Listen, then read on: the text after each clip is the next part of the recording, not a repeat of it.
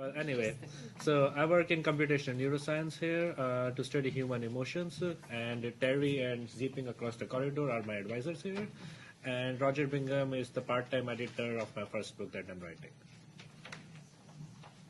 I'm Mia. I'm a first-year PhD student in cognitive science, and I'm rotating in labs right now, so I'm here now. Hi, I'm Laura. I'm a first-year PhD in bioengineering, and I do orthopedic regeneration research. So, What's your part? Do what? bioengineering. Bioengineering. I'm a second-year PhD student. I'm Kevin, also in bioengineering, and I'm in the Pulsing Lab, which always talks about that pipeline you were discussing of data to knowledge to wisdom eventually. And so I am using gene expression data and hopefully getting some wisdom out of it. My name is Margot. I am in Carrie's lab and Gert's lab, and Gert Kallenbergs is a co-director of INC. Yes. So, and I'm a second-year PhD student in bioengineering, and Roger and I talk frequently at Teams every day, hoping to put this together a little bit.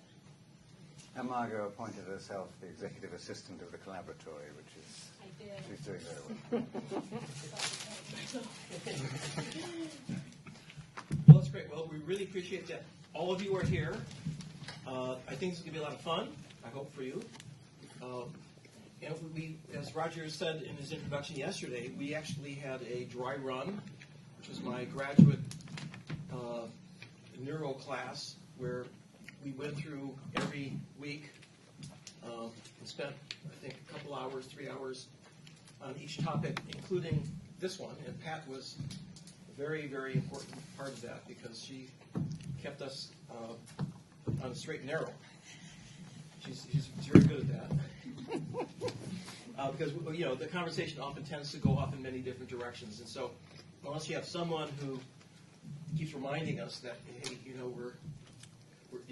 there are a lot of other things that we need to hit, then we're not really doing our job. So, Roger, do you want to say something about how it's going to be organized and how you want to? Well, they were all there last night, so I thought that the sense is obviously is to continue the conversation with some of the points that you weren't able to get to. We still have some of these cards from last night, which we can go over again. But I also had, and on your other point, and I know Pat agrees with me on this, we make a joke of it now. People tend to sometimes say to me, I'm all over the map, and the answer I usually give is yes. And that's exactly the point, but with expert guides. So this is why we have people here who can correct things that emerge in the conversation. There were some questions. There was a question last night from an anthropologist called Jeffrey Braswell, and he sent me an email last night. I don't know if you want to use this as a launching point for some of the questions, because he had a point in there which had struck me as pretty important. He said, I'm troubled tonight by the lack of distinction between ethics and morality. The first is a set of rules imposed by the group on the individual. The second is more personal. The distinction was lost. That's probably my fault. But, I mean, do you want to pick up his point there? Because it is a non-trivial one, obviously. Wait. We should be picking it up with camera rolling. Well, Is the camera rolling? Camera is rolling. We're operational. Oh, okay. We're on. Ordinance, yeah. Yeah, Okay. I don't actually make a distinction between ethics and morality. I think that those words in the general public are used more or less indiscriminately. And I would tend to doubt, actually, that the meanings of them are as different as he would suggest. Right. At least in part because sometimes we have groups that don't have very specific rules or very specific conventions about how they're going to go about doing their social business.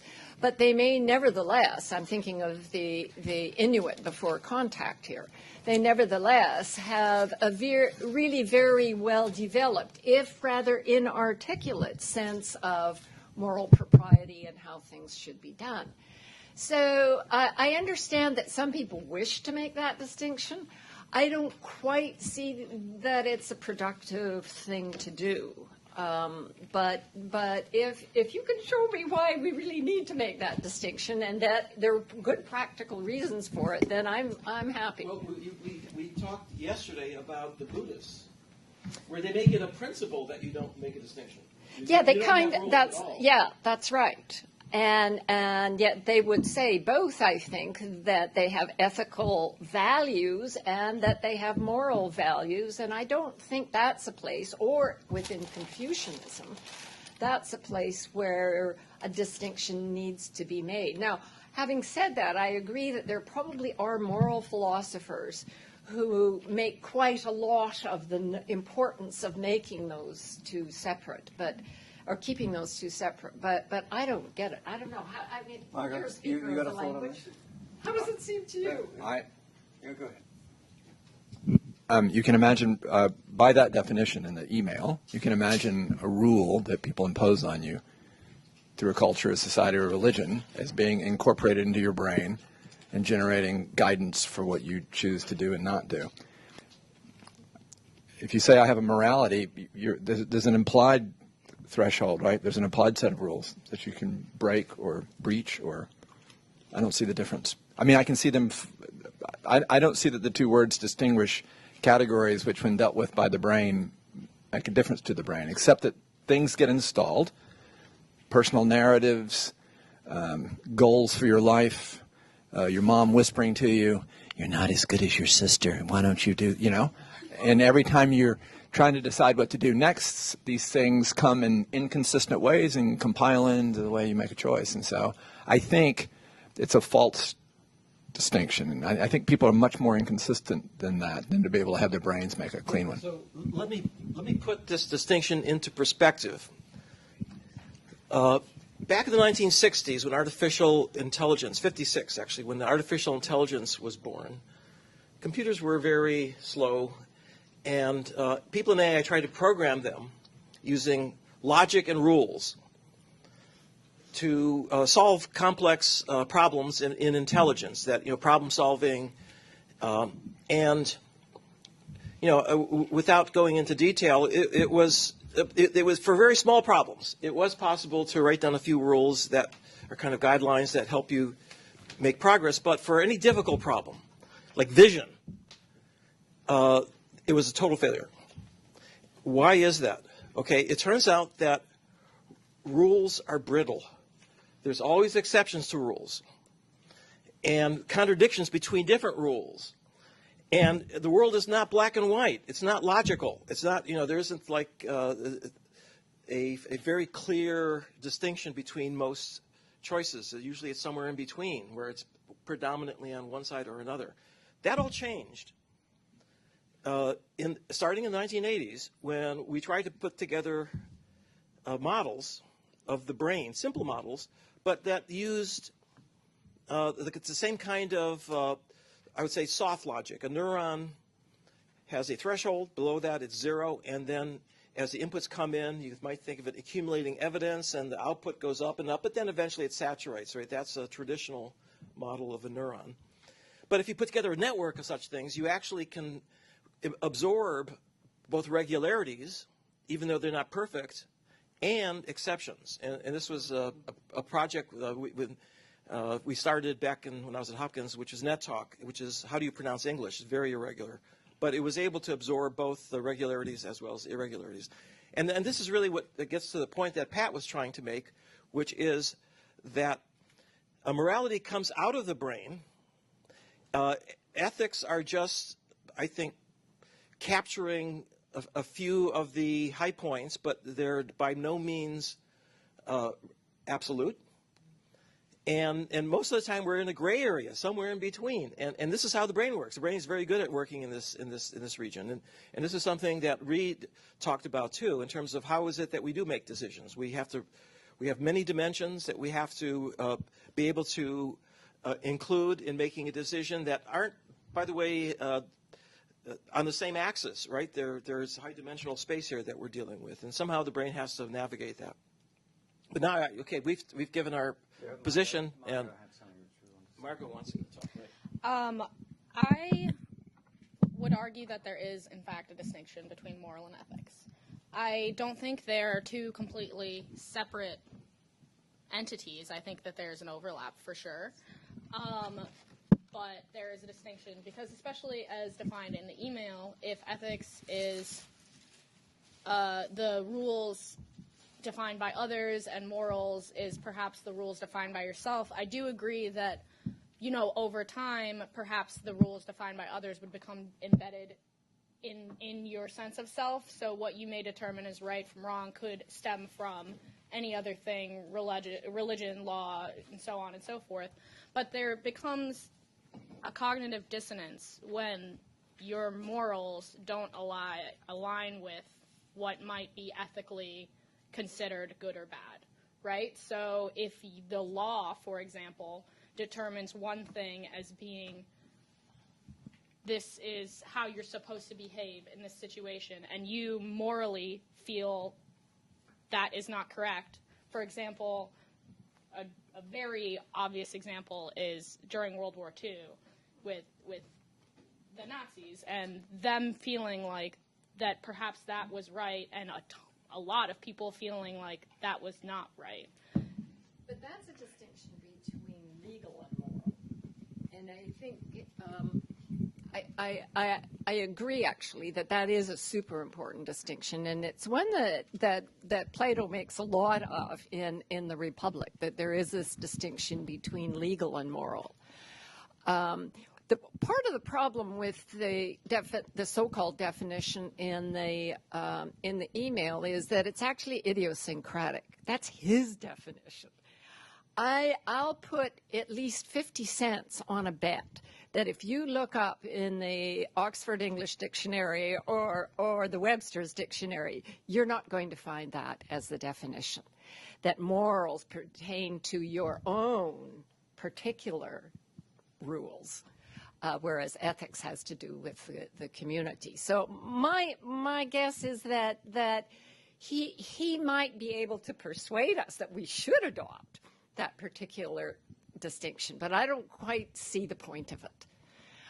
But you're absolutely right that the distinction between legal and moral, but we don't identify legally correct as morally correct, although we would like it to be true that everything that is legally correct is morally correct, but we all know that's not always the case. But I guess I was using the law as an example because you could be in a society where what's the social norm is not what you feel is morally correct, or you could be following a religion where you don't necessarily feel that all of those things are right from wrong. So you could pick, I guess, any of these typical ways that people around you determine what's right and wrong, and whether or not we could argue semantics of words all day. But the point is, I think that there's a difference between people and your own personal sense, and perhaps it is how long your mom is whispering in your ear, you're not as good as your sister, before you believe that that's your own opinion. But I think there is a distinction, and perhaps it's just time. Well, that's it. I just want to say one thing about it, but I wanted to say one thing about the mom thing. So you don't necessarily have to even incorporate it as your opinion of yourself. She just has to be able to keep whispering to you year after her death. And that happens, and it steers you. Even in contrast, it steers you. That's interesting. It makes us an interesting kind of machine. I just want to say two things on the back of can we profitably make these verbal distinctions? One is the word inconsistency, and the second is low dimensionality. Okay? So we are profoundly inconsistent preference machines. When you trying to decide what do you want to do, what morals do you, should I eat this, should I do this, should I go with this person, should I avoid, okay. There is no system of studying people where we're not profoundly inconsistent, number one. The second thing is any of these rule-based systems are inherently low-dimensional, and Terry just made the point. We're machines operating in very high-dimensional environments, and so we have these, and we extract a few rules and a few ways of expressing them, and then we hope that everything cracks along the right boundaries. And so that just invites inconsistencies, right? It just invites argument. And so I think the fallacy isn't that that's not true. That is true. It invites inconsistencies. It's that you can solve it from the philosophy end downward. I think that ignores the biology of the brain too much. And one thing you can do is sort of say, well, how does the brain deal with inconsistent information? Just about which way to turn your head when you hear a sound that might be threatening. And the answer is, wow, that's really, really complicated. You couldn't state a rule by which you turned your head left versus right based on the information coming in. Okay. So you're going to make a moral system out of that? I mean, so a little bit, it's kind of like lighten up a little bit on humans. Like maybe the reason we had all these philosophers telling us how to live and write down, the laws of virtues is because they didn't have anything else to do, and they certainly didn't have the computers we have. So they would have otherwise engaged had they.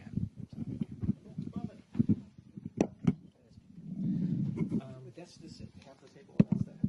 Well, there's a third one there as well. Lara, can we just stop for a second and tell me what how the audio is working and where it's going? Sure. Am I being actually working? Is this working? Yes, yours is being recorded. And those are all Everything's on. being switched and so on and so forth. Those are No, on. just these three. What are these? So what is these are for these? No, that came with the room. They're off. All right. So it's picking up the microphone. There's two down there. Just past Okay, so we have three microphones. Siddharth is now going to speak, and then after that, Yeah. we'll, So send that one down to the middle here, and then we'll hear from There we Eric. go. and that will be right here. Section. Or if you want to talk, you can use it. Yeah. Right. Great, thank you. Okay, I think we have this cleared up now. I feel like we're clopping it down. So I agree with Margot. There's like definitely some overlap, I think, between morality and ethics. At the same time, they seem to be different to me. And I would like to have an example here to show what I mean by this difference, and also about the discussion over law versus morality. So let's say it's year 1519, 500 years ago. We are in Europe. It has only been 2 years since Martin Luther's revolution against Catholicism, of whose picture we saw yesterday on the projector. And there is a Spanish ships which are coming to the North America. So it has been only 27 years since we discovered that there is something called a New World, and Native Americans are living here. Now, Spaniards are coming to North America in 1519. They are encountering the Native Americans here.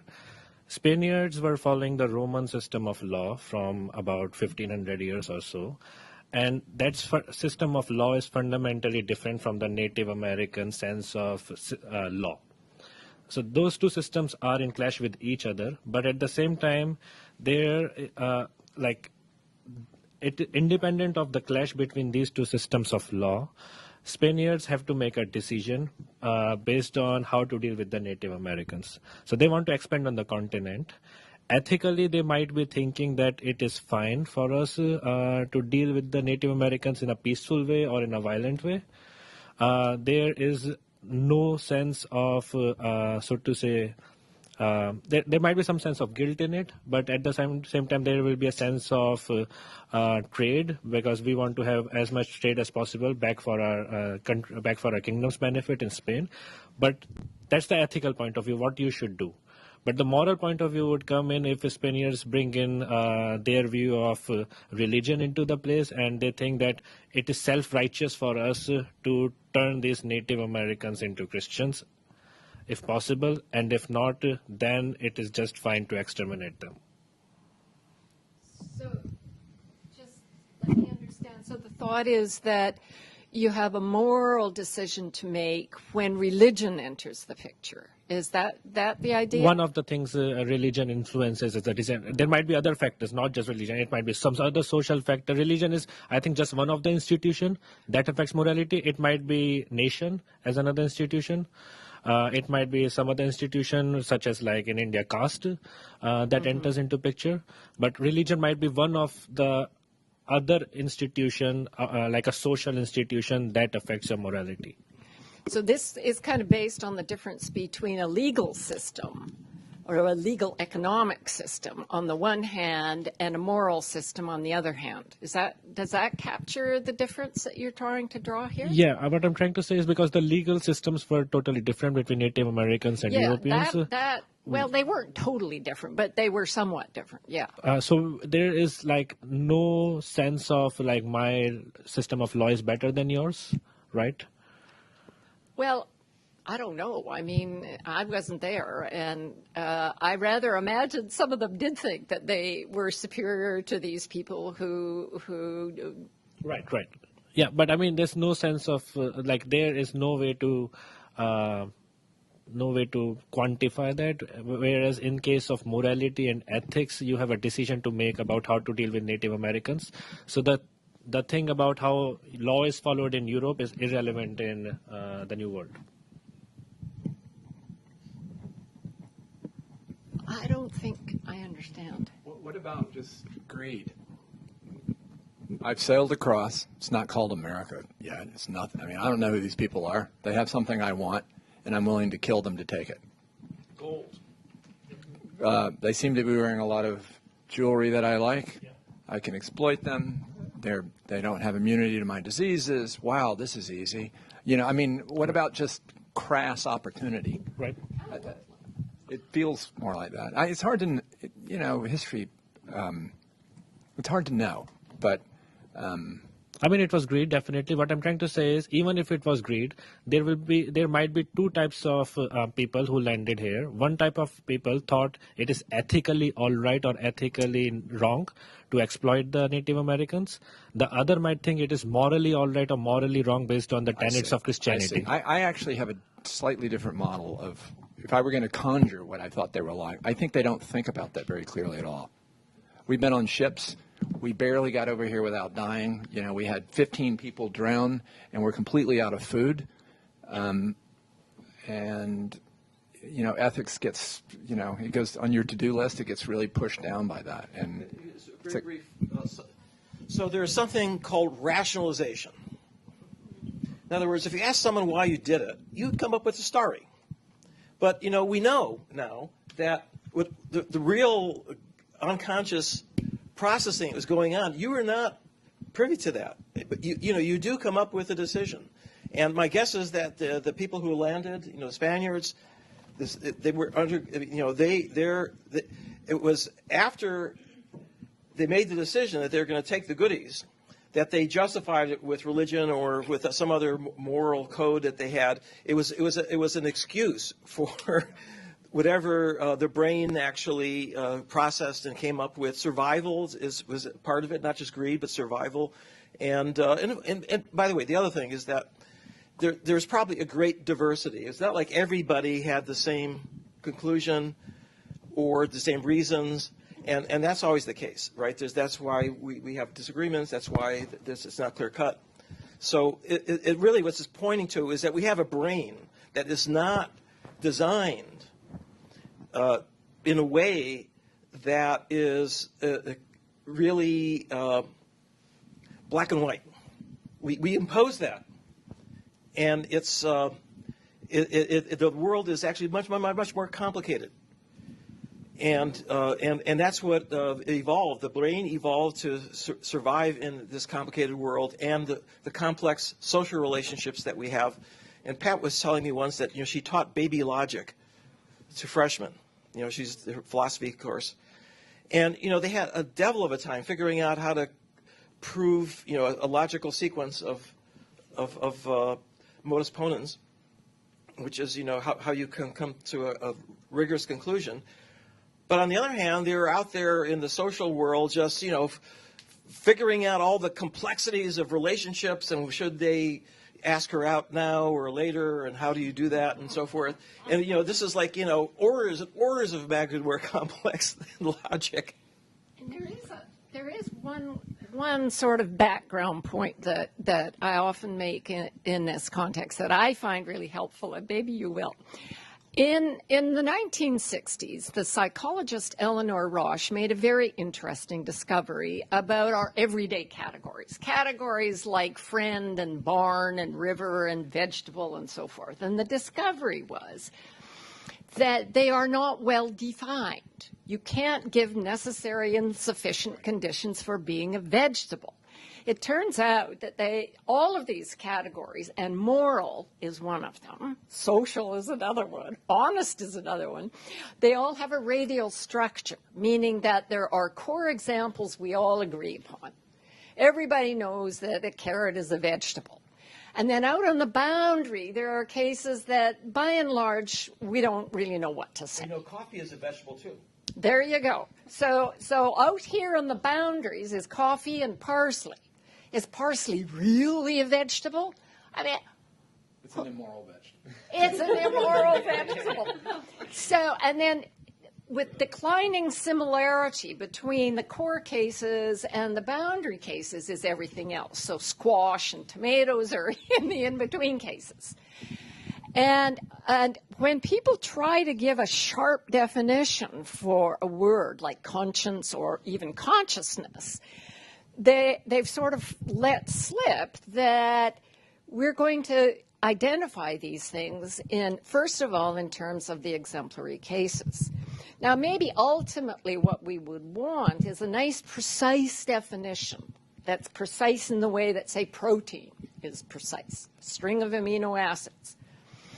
But the fact is that in science, you start with very poorly defined concepts, and you get more and more refinement of your meaning only as the data come in. And Francis Crick was fond of making gene a good example of this, so that in the 1930s, for example, nobody had the slightest idea what a gene was. But that didn't mean that they had to hand the problem over to philosophers to get a precise definition. What they did was they kept working on the problem, coming at it from different angles. And only once, when we knew about the structure of DNA, did we get a slightly more refined definition of what a gene is.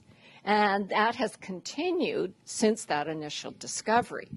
So the idea that you have to have sharp, clean, good definitions before you can start a scientific project actually has the whole thing backwards.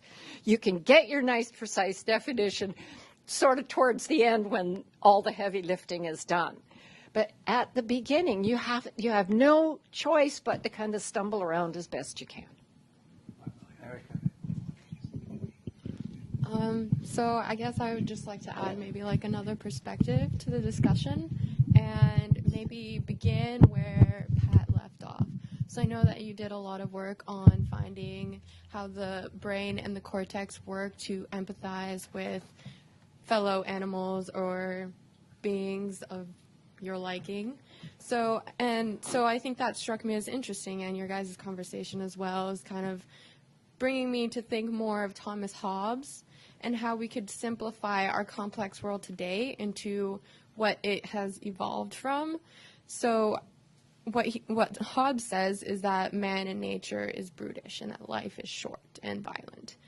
And so I feel like something we should at least be considering is maybe like the fact of self-preservation and like our fight and flight syndrome and how that might affect our decisions as moral or empathetic beings, because that definitely does impact the way we make our decisions, as well as like our kin and country syndrome. I don't know if you guys have heard that, but it has to do with, I forget the term for it, but it's a scientific term. When you have more preference toward your relatives or your... Yes. So given that, how that might affect your decision making, are you more inclined to make your decisions on the relationship you have between people, and then how that obviously ties into the differentiation between groups of people? And if we kind of incorporate like a primordial perspective onto that and start thinking about how that in turn has affected our evolution as groups and societies, I think that also could shed some light on the origins of morality and how there is so many distinctions between our societies and cultures and religions. So I think my point would be just like to consider like how natural law plays a role in deciding moral decisions or ethical decisions, and then how that natural law has transcended into like this institutionalization of those laws. Because laws have been designed specifically to protect ourselves from each other, which is also reflected in, I think, the Leviathan, and where he talks about how the social contract, and it is like an evolution to the Leviathan, where he talks about how institutions are necessary for the own gain of a society as a whole.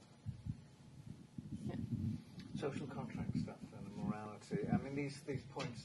I think one of the basic issues here is that a lot of when you start talking about the neuroscience, and then people are working with their workaday understanding of these generic terms, they get a little bit. I mean, even people who are professional anthropologists. I mean, there's a mirror in here. This was at the roots of my question. When did humans evolve beyond bare reward punishment cycles and develop a sense of morality? Rules and laws, a la Christian ethics, do not promote moral behavior, they only punish its violations. So people make statements, but whether there's a common language here that people can work with is a totally different thing. That's one of the things that one is trying to accomplish by some sort of discussion. What's your name? Erica? And I'm sorry, what was your name? Sadat. So what resonates with me listening to you guys is that you're a generation that's going to have to make a lot of hard decisions that I'm glad I'm not 25 and dealing with. I mean, and number one. Number two, biological imperatives are biological imperatives. I mean, if that's what you mean by natural law, I think that's what you mean, which is we have a deep sense of xenophobia. Why? Well, it was probably really efficient. If I don't recognize you, and the most dangerous thing in my environment 500,000 years ago wasn't a bear, a snake, or a scorpion. It was people, right? And it still is, empowered by institutions of various, catastrophic sorts. And so understanding instincts that are built in that you're not going, no institution is going to sidestep is important. Understanding xenophobia. I mean, there's a whole implicit attitudes test. You guys familiar with this? Okay. And people are often like shocked. I don't have these deep born prejudices in me. And the answer is, yeah, you do. We're not going to hold you responsible for that. But maybe knowing that helps you build institutions, behavioral strategies, et cetera, around it. Xenophobia was probably really efficient. If I don't recognize you, you look different than me and all, then that might not be an affiliative emotion I see on your face. Maybe you're going to stab me in a second. And so I'm just going to, I don't know you, nobody vouches for you, you're out. So that's kind of harsh and brutish, right? And yet we build institutions around it. Model penal code. I was just thinking, when you were talking, I was thinking of mental states. So you guys know, circa 1960, there's something called the Model Penal Code. Most countries that you would call developed nations have adopted it, and it means that for the elements of a crime that you commit, you can be differentially punished based on the mental state you were deemed to have been in. You did something purposefully, knowingly, recklessly, or negligently, and those mean different things. So if you mean to kill a family of four in a car, that's really, really bad, okay? If you saw the speed limit sign and said 50 miles an hour, and you knew that that meant going over 50 was dangerous, and you went 70, and you accidentally bumped a car and killed a family of four, that's called reckless. And then there's negligent, which is less. And the differences in your incarceration can go from like you don't go to jail to you go to jail for 35 years. Okay. So are those real? Are those real categories? Are there real brain states that correspond to those? Or are they categories to keep the disenfranchised slightly more disenfranchised? The statistics of incarceration would call that a valid question. Okay. So these are the things that you guys are going to have to deal with. I mean, because our brains and our behavior is bleeding out into the greater world, and it sits partially on disks and in other people's heads, and it affects us every day. And the pace of this has picked up, so that what was a difference in sort of quantity is now a difference in kind, like Ebola. The outbreak of Ebola in West Africa. Ebola is a hemorrhagic fever. If you get the Ebola virus, I mean, you die. It's horrible. It's terrible. But there weren't trucks and roads and highways and planes and helicopters.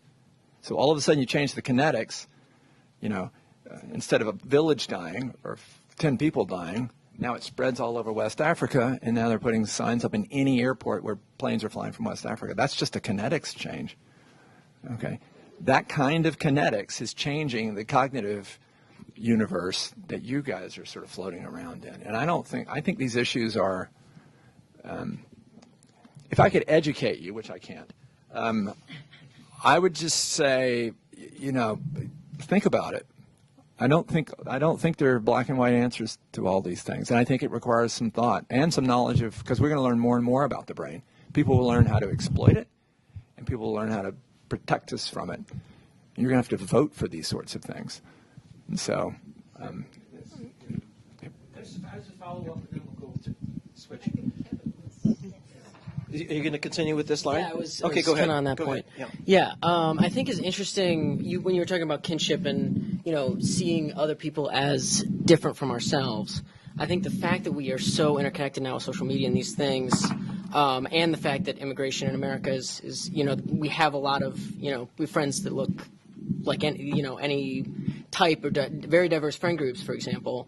I think that can kind of get towards what you were saying last night about that spreading your empathy to other groups, and hopefully we can then overcome this xenophobia through just connecting and talking to more people and realizing, okay, yeah, you look different from me, but you're fundamentally you're the same, and kind of That's still not. That doesn't get rid of us and them. That just gets rid of a feature on which us and them was formerly predicated. Okay. So a good way to get rid of that feature is to have grandchildren. My family is a case in point. So I have a kid that's half Colombian, half whatever I am, and boy, does it change my parents' reaction to Hispanic immigrants in America. Okay, the first thing it did was all the talk about it went off. And then all of a sudden the kid grows up and the kid's kind of cute and we love the kid. And so it's a great leveler. Yeah. Okay? It's a great leveler. The implicit attitudes test. The way you get rid of that, the thing that tends to, inoculate against it, a romantic relationship with somebody on whatever the divide is you're measuring on. That doesn't get rid of us and them, though. You can put people in social network games, this is something we do, and call them the greens and the reds. Okay? Philip Zimbardo's famous prisoner experiment. Those guys, you put them in the basement. We're playing a little prisoner game. You guys are the jailers. You guys are the incarcerated few. And within hours, they were abusing each other. So that instinct isn't going away. Knowledge of it is good. I agree with your first point. That's though, interesting. Yeah, which is interbreeding is a good idea for all kinds of stuff. Hybrid vigor. People get smarter. Mm-hmm. You erase stupid prejudices, but you don't erase your capacity and propensity toward prejudice. Which sucks. Yeah. I didn't make the world, man. Yeah, kind of just a thought to tie like all three of your comments together. I just, is xenophobia like objectively bad, and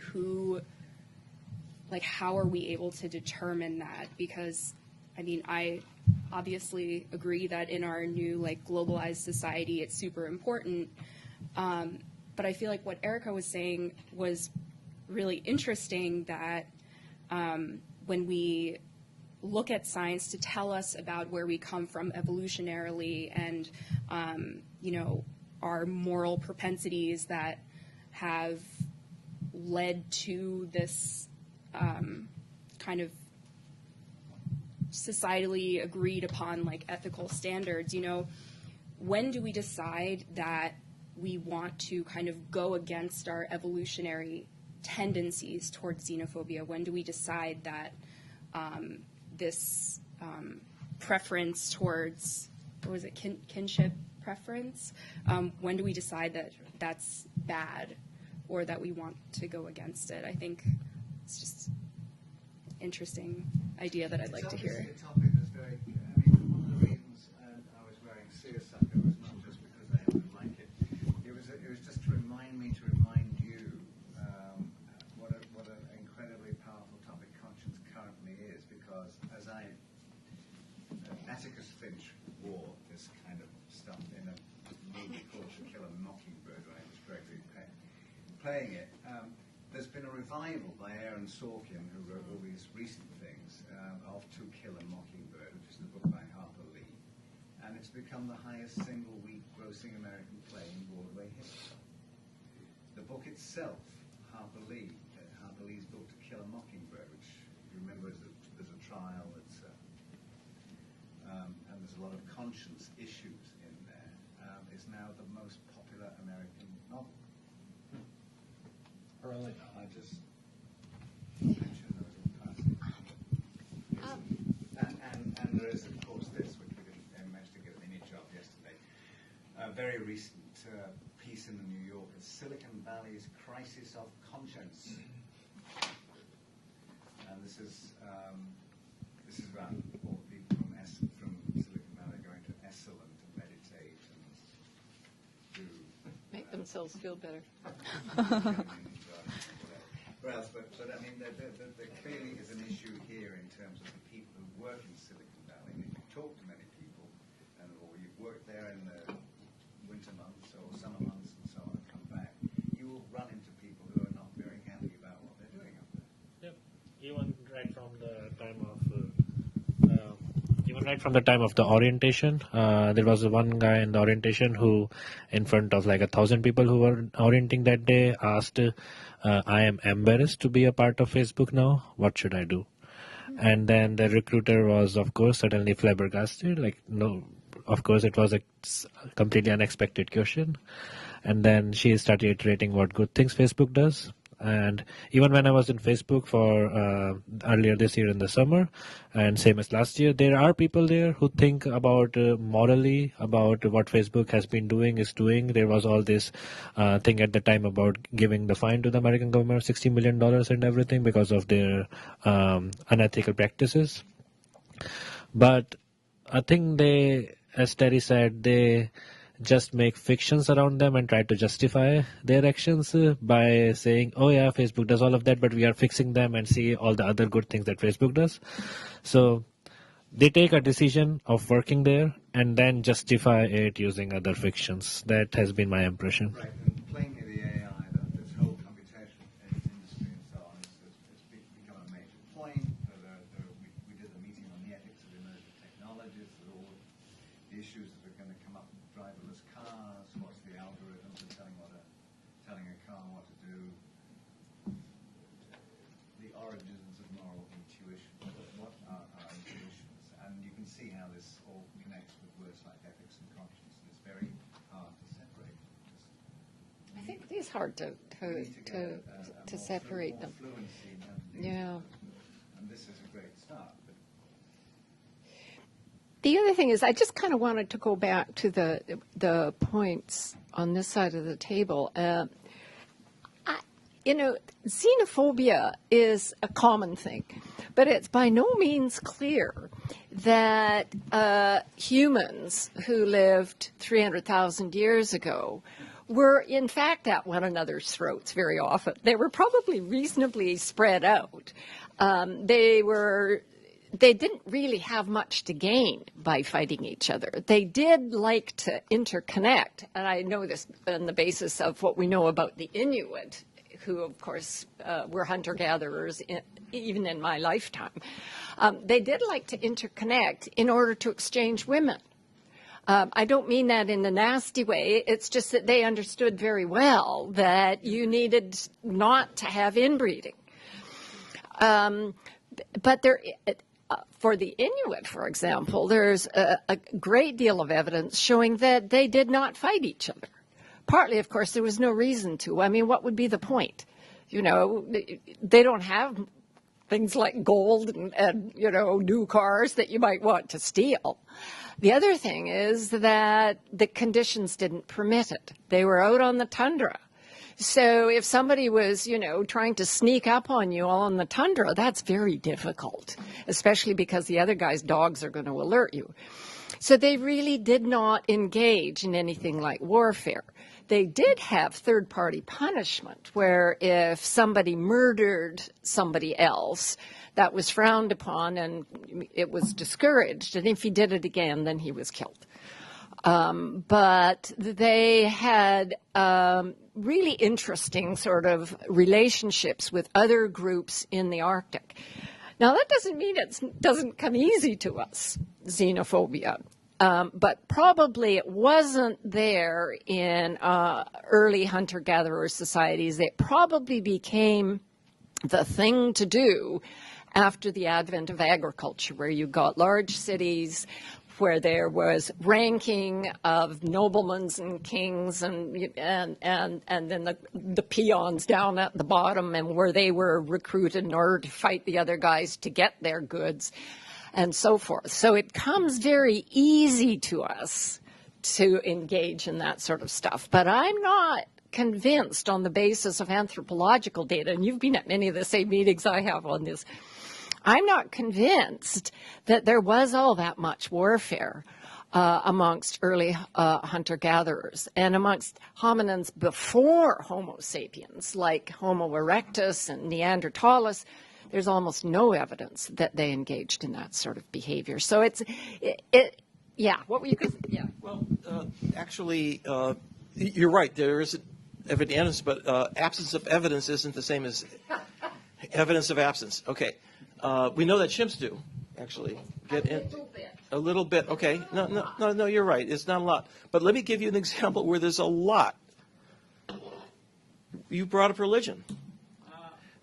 Religious conflict have led to some of the bloodiest battles and horrendous shifts that have occurred during the Crusades, and the Muslims killing each other because there's two different types of Muslims, the Shia and the Sunnis. And what's interesting though is that if you look at the worst conflicts, it's between two groups with really the same religion that they believe in slightly different things, right? And so what is that telling us about the importance of these moral rules that we're getting from religion and from the law? Is that it was probably important, necessary once you get to a sufficient degree of complexity of society, is to make sure that you damp out the excesses, but that doesn't mean that that's the best thing to do, or what it leads to may be worse than what came before it. Can we just take a little cut there so that the other two people who arrive can sit down, and Mohammed, you can probably respond to Terry and talk about religion. So this is Mohammed Samara. Hello, everybody. I'm Mohammed Samara. Can you get to the table? So Yeah, can sure. we do you want to pick up the... Well, I just want to mention a quick statement regarding